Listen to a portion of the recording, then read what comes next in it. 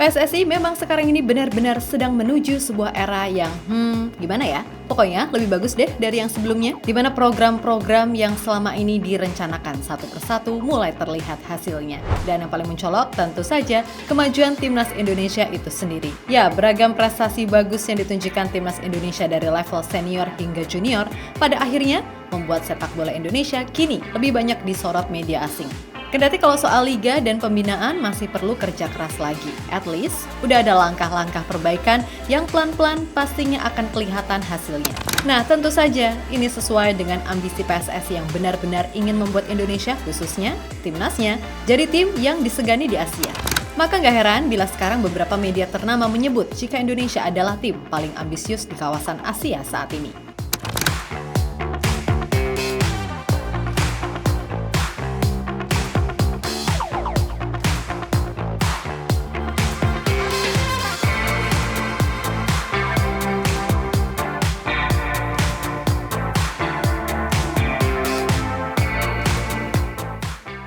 Sejak dipegang Erick Thohir, PSSI menjelma menjadi sebuah organisasi yang cukup ramah di hati pecinta sepak bola nasional.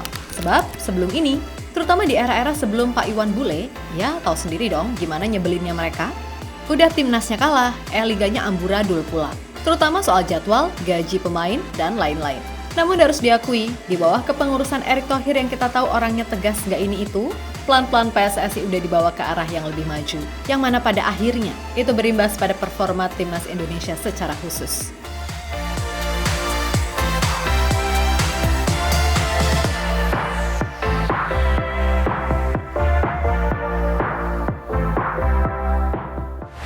Yap, semua orang juga tahu kalau Pak Erick ini orangnya sangat ambisius.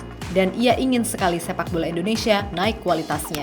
Bahkan ia pun cukup sedih ketika tahu kalau Liga Indonesia sekarang ini ada di peringkat 6 ASEAN dan 28 Asia. Maka dari itu, segala perubahan termaksud adanya VAR, wasit asing, sampai penambahan kuota pemain asing jadi 8, adalah upaya-upaya untuk meningkatkan kualitas liga secara umum agar bisa jadi lebih kompetitif di luar dari pro kontra yang ada selama ini. Kemudian yang terbaru, dengan dukungan segala pihak, baik itu pemerintah atau masyarakat, akhirnya Timnas Indonesia akan punya training center sendiri yang terletak di IKN, yang rencananya sudah akan selesai dalam beberapa bulan ke depan.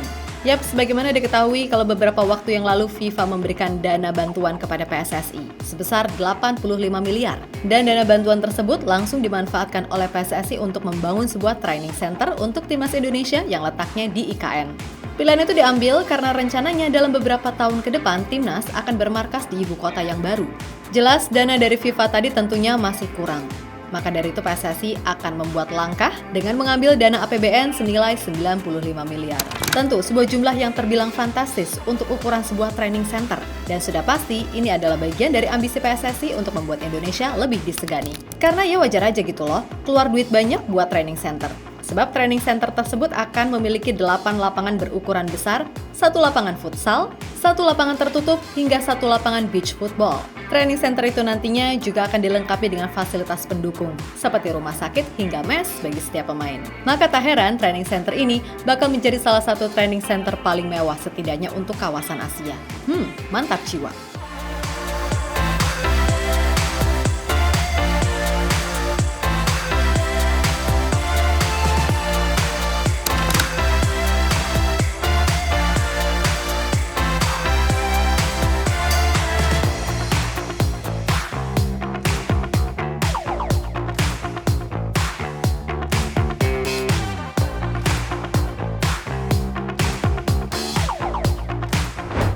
Lebih lanjut dari semua itu, tentu saja yang paling utama bagi Pak Erick sebagai ketua adalah bisa melihat Timnas Indonesia berprestasi.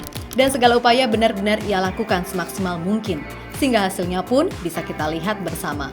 Timnas senior ranking FIFA-nya naik secara pesat dari 170-an ke 130-an, tembus 16 besar Piala Asia, dan masuk round 3 kualifikasi Piala Dunia 2026. Kemudian di U23, meraih medali emas SEA Games setelah 3 dekade menanti, dan mampu lolos ke semifinal Piala Asia U23. Lalu untuk di kategori tim U19, sukses jadi juara AFF, serta tim U16-nya meskipun gak juara tapi berhasil menciptakan sebuah generasi yang meyakinkan bagi timnas senior di masa depan. Intinya alurnya ini udah bener dan semua saling terhubung, sehingga antara timnas senior dan junior udah sefrekuensi lah, mulai dari pendekatan taktik dan lain sebagainya.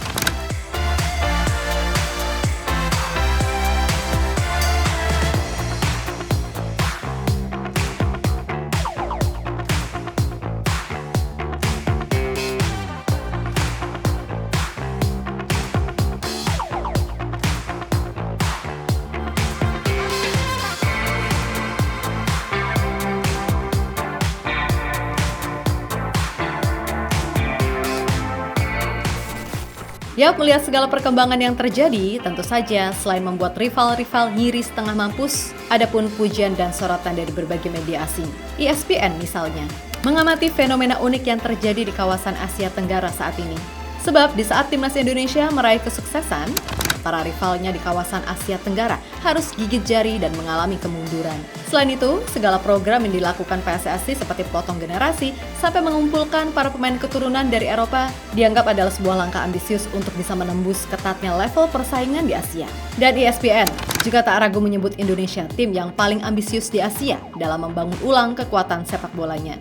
Sehingga kini, meskipun secara ranking tim Garuda adalah yang terendah, namun soal materi pemain, tim ini nggak seperti tim urutan 133 pada umumnya. Untuk itulah, bukan hal yang mustahil dan mengejutkan jika semisal Indonesia mampu mengunci satu slot Asia di Piala Dunia.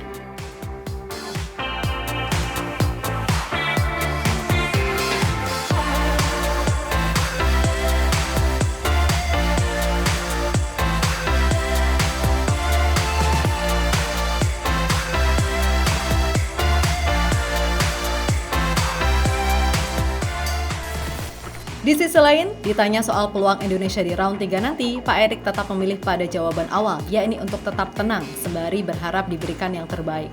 Sebab beliau pun tahu kalau lawan-lawan yang dihadapi emang seberat itu. Dan pastinya, beliau pun juga udah menyiapkan rangkaian siasat untuk bisa membuat skuad Garuda tampil maksimal. Kemarin kita tidak jemawa, tetapi tinggal selangkah lagi ke Olimpiade. Ya mudah-mudahan kita diberi kesempatan ke Piala Dunia. Kita tidak bisa memilih lawan, tentu kita berhitung posisinya seperti apa dan apa kekurangan kita. Kekurangan itu harus kita tambal segera. Tegas Pak Erik dilansir dari Bola Sport. Yap, terlepas dari apapun, pokoknya semangat terus PSSI dan semua elemen timnas Indonesia. Karena jika kita amati bersama, memang inilah momentum yang pas buat bangkit. Untuk itu, semoga saja segala hal positif khususnya yang ada di timnas bisa berimbas ke hasil positif juga yang diraih. Kami pun sadar jika round 3 ini sangat sulit. Dan kami juga sadar kualitas timnas Indonesia seperti apa bila dibandingkan dengan Jepang, Australia, serta Arab Saudi. Tapi kami juga percaya asal semua elemen timnas, mulai dari pemain, pelatih, sampai ke manajemen, serta supporter bersatu, gak ada kok yang gak mungkin. Jadi ketimbang pesimis berkedok realistis, mendingan dia optimis walaupun ujung-ujungnya, ya realistis juga sih. But that's okay lah ya, yang penting apa? Solid, kan gitu.